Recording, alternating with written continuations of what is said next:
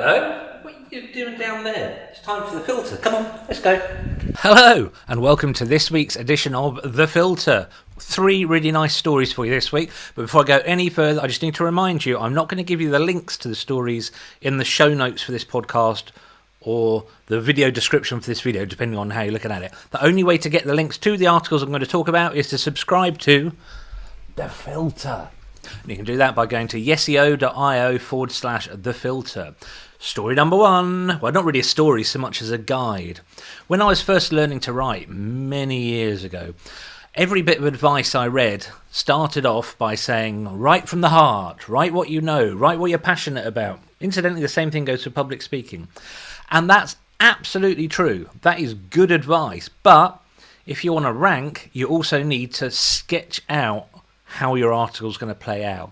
You need to create a content outline. I'm going to talk about this here, this here, this here. It's a bit like a plot in a novel, but for an article.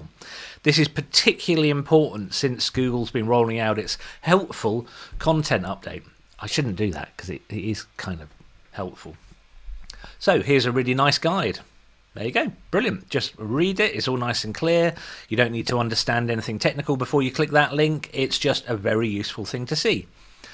Next up, I don't talk about Google Ads probably enough on the filter, but as the filter is supposed to be a SWOT analysis, then I probably ought to discuss it more. Google Ads is brilliant, but that's not what today's story is about.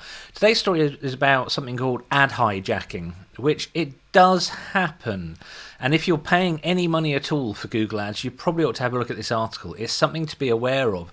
These kind of sketchy Google Ads issues, which Google is always trying to stamp out, they do have a nasty habit of affecting everyone, no matter how large or small your budget. So, don't assume you're small enough to fly under the radar. Have a look at this article.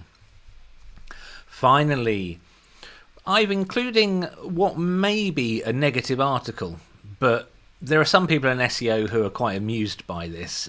I couldn't possibly comment as to whether I'm amused by it or not. But there's some very, very big websites that Google's been given a kick in the cobblers. Been giving a kick in the cobblers. We'll stick with that. Because they've been doing things that Google considers really poor user experience. And I think with some websites in the past, there's been an attitude or an assumption, even from people in SEO, that they're too big to fail, too big to get punished. But what Google is doing at the moment is manually going and looking at these websites and manually reducing the rankings or giving them what we call manual actions. A manual action is a little missive from Google that says, we know what you did and we don't like it.